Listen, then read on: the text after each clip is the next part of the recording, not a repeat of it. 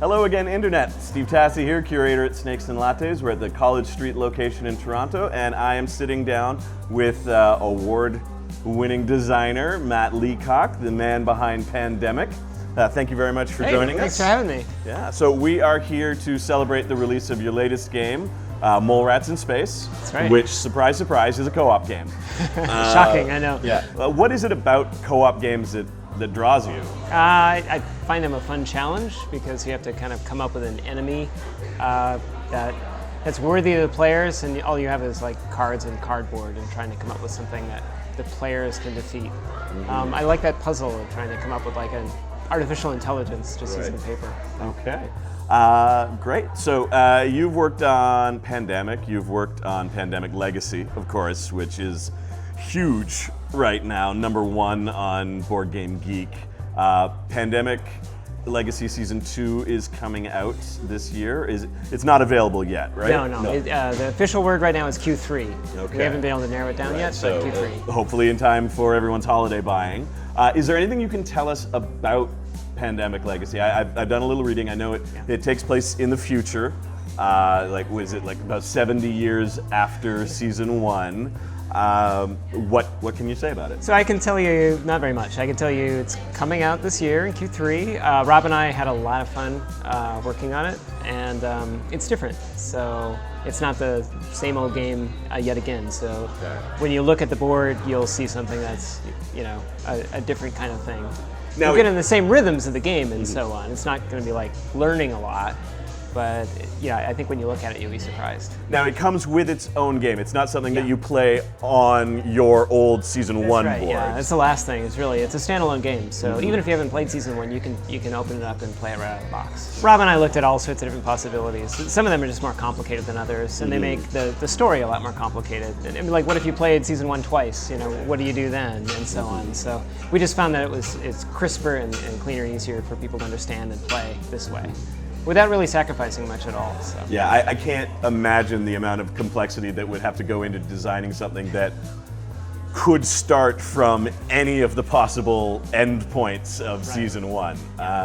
So we're here to talk about Mole Rats in Space, though, really. That's why you're visiting us. So tell me a little bit about your relationship with Peaceable Kingdom and how the game came about. Yeah, so Peaceable Kingdom's a Berkeley-based company, so they're like in my neighborhood. I'm from the Silicon Valley, Bay Area, and one year, I guess it was last year, they came up to me and said, "Hey, could you do just a co-op version of Snakes and Ladders on a mandala board?"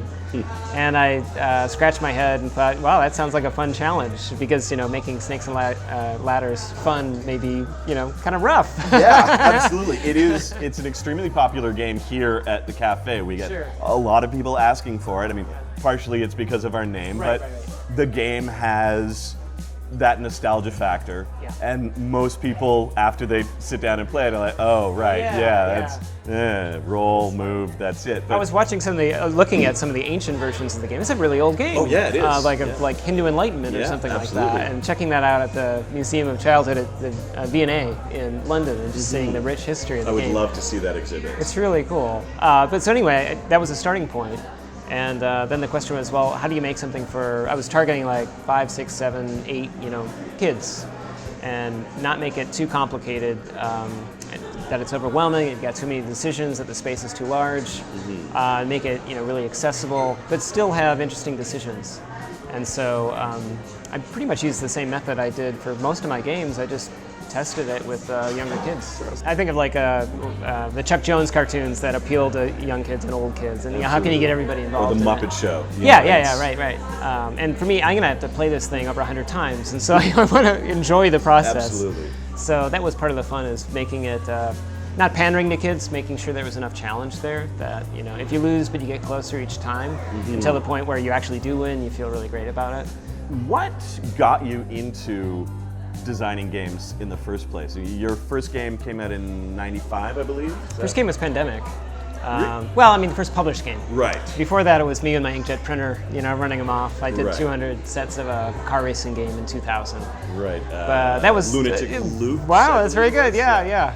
That got some introductions basically, and then I started working with people in the industry and getting feedback from people on Pandemic, and that really helped launch that off. But I've been doing games since I was a kid. I played a lot of really crappy games when I was young. And my uncle, Pat, was really into, hey, well, let's make something better. And so we'd flip the board over and try to make something that was more fun. I mean, I played some of the 3M titles, like Acquire and Bazaar and that sort of thing. The one that really got me really into hobby gaming and just lit up my mind was Avalon Hill Civilization, playing that, just seeing all the different mechanisms that interleaved and meshed. But I played a bunch of stuff. War of the Ring, SPI's War of the Ring, I remember playing, and then making really terrible fantasy war games as a result of that. Do you have anything that is in the works that you can talk about? Let's see, what can I talk about? That's the big question Yeah, for all the designers. yeah. What am I allowed to talk about?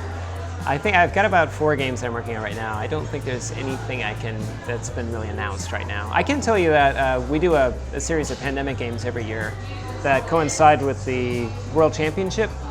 So last year we had Pandemic Iberia because the World Championship for Pandemic Survival was in Spain. Right. And this year it's in the Netherlands. So keep your eyes peeled for that this winter. Will do. Yeah. You worked with Rob Davio on the Legacy version.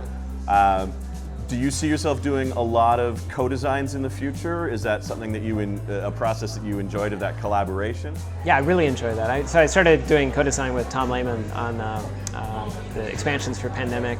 Right. And Rob with Legacy. I've worked with a bunch of different people, and I just love how you can find other folks at different points of view that challenge you in different ways or complement you in different ways. So Rob and I work really well together, given that we have sort of like different areas, different strengths, and we can kind of complement each other's skills so much. So he's a blast to work with. It's really fun. So yeah, I see that continuing going forward. Cool. Good news. Good news. All right. Well, thank you very much for joining us, and I hope the launch goes well. Thanks. And as always, we love to have you pay us a visit. So anytime you're in town. Any excuse that I can come here is great. All right. Thanks. Thank you.